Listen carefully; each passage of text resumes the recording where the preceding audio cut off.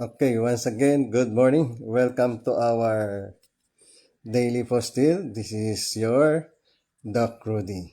So, thank you. Good morning, word. So, nice to see you around and nice to see, nice to experience, to feel the presence of God and to begin our day with God.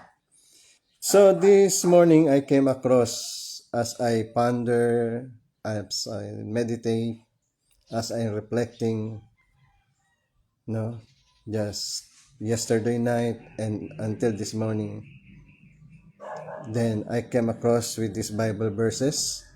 That is John chapter 14 verse 6. So anyone, what is John chapter 14 verse 6? Any idea? So of course, you may comment what is John chapter 14 6, no? So John 14 6 says, our Lord says, I am the way, the truth, and the life. No one comes to the Father except through me. Of course, this is the context, the concept, and the interpretation that is sure.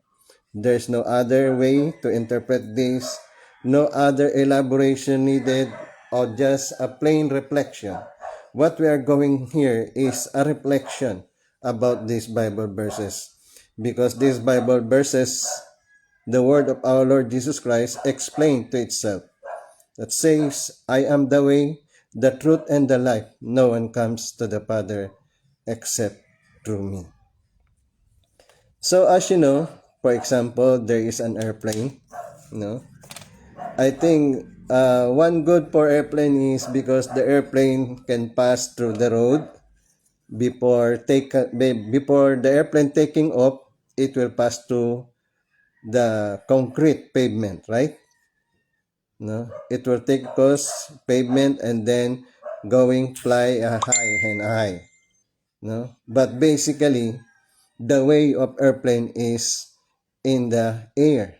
No, you cannot use an airplane because it is big. You cannot use this in the highway. For example, in EDSA, you cannot use this in our SLEX, NLEX, or XLEX, or nor in the Skyway. No? There is a proper way to reach the destination.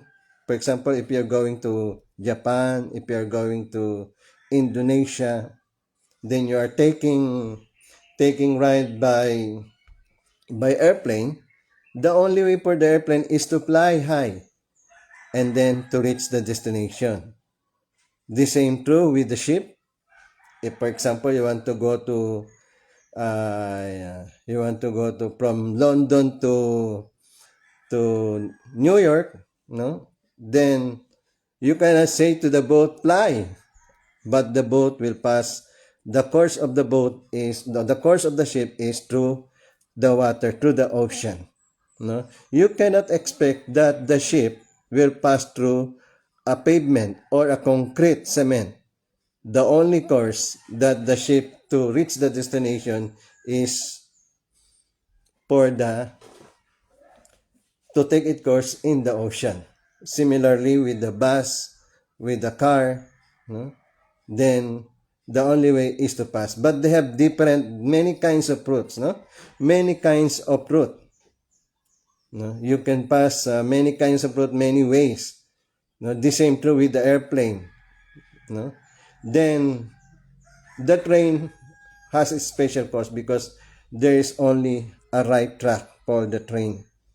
For the train to reach the destination, it must pass through the right track.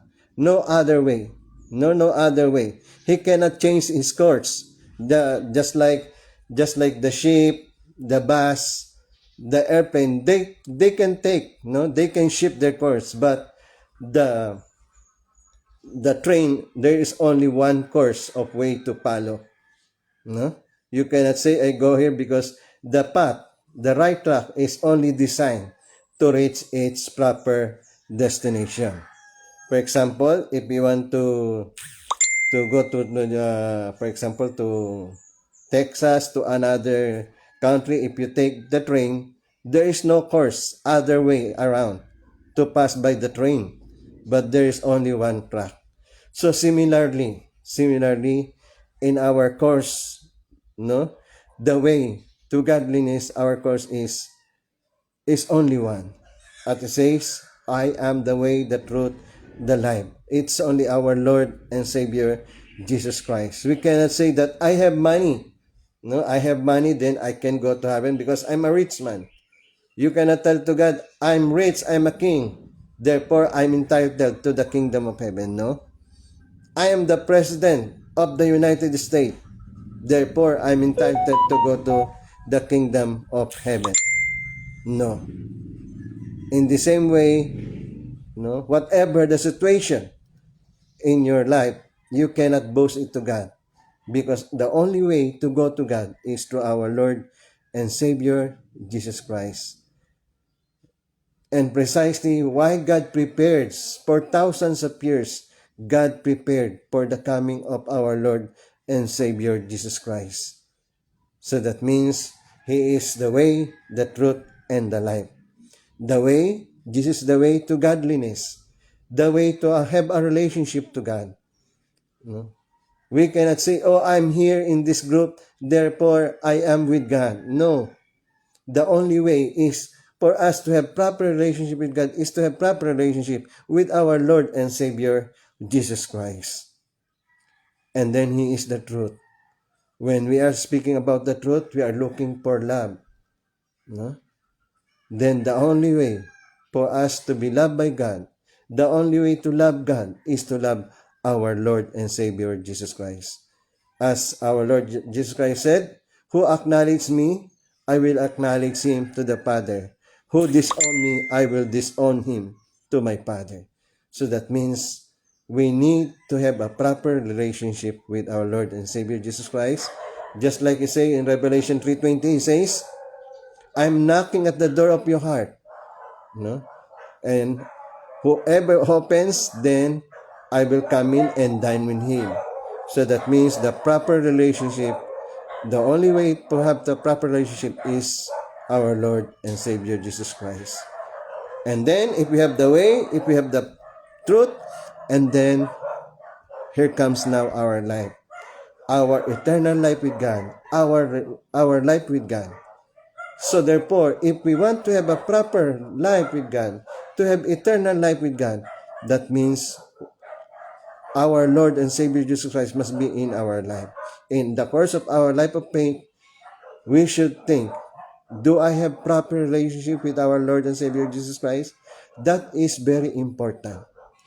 Very important that we establish the proper relationship with our Lord and Savior Jesus Christ. We cannot disown these Bible verses. We cannot deny these Bible verses. Because if we deny this, we have to deny every scriptures. It says, I am the way, the truth, and the life. No one comes to the Father except through me.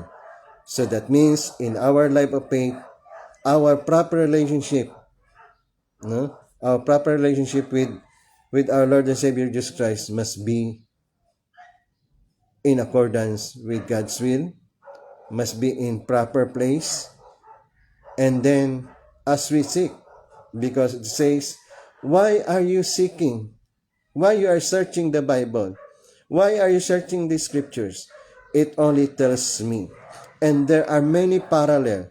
For example, the course of Moses and the course of Jesus. There are many parallels that portrays what will our Lord and Savior Jesus Christ will do. So in our life of faith, our relationship to our Lord Jesus Christ matters. We need to become one with our Lord Jesus Christ, the way, the truth, and the life. Then, if you happen, of course, just like in a relationship, no, you cannot label your relationship. For example, there is a man and a woman. You cannot label your relationship just by glancing, by looking at the eyes, no, by feeling something, no, by mutual understanding. There must be a declaration, right? A declaration you will say, a man will say, I love you. And then the woman say, I love you too. So that means there must be a label with our relationship to God. And there must be a label with our relationship to our Lord Jesus Christ. There must be a label our relationship with the Holy Spirit. Therefore, we can say, God, Heavenly Father, I love you. Lord Jesus Christ, I love you. Holy Spirit, I love you. That means you declare with our Lord and Savior Jesus Christ, with the Heavenly Father, that you love them. And then Heavenly Father will say, yes, I love you too. Our Lord Jesus Christ will also say, yes, I love you too. And then once we love a person, that means your focus, your concentration, your attention must be only in that person. You cannot look at the right, you cannot look at the left, but rather you will only look who is in front of you, your loved ones. So that means when we label our relationship to our Lord Jesus Christ, that means we are committed to give our life. When we label our relationship to God, we are committed to live our life with God. So therefore, in order to live that kind of life, that kind of life of faith, that means we should have a proper relationship with our Lord and Savior Jesus Christ. Okay? So once again, thank you for viewing in. I need your like and share. Once more, this is Doc Rudy saying, Jesus love, I share.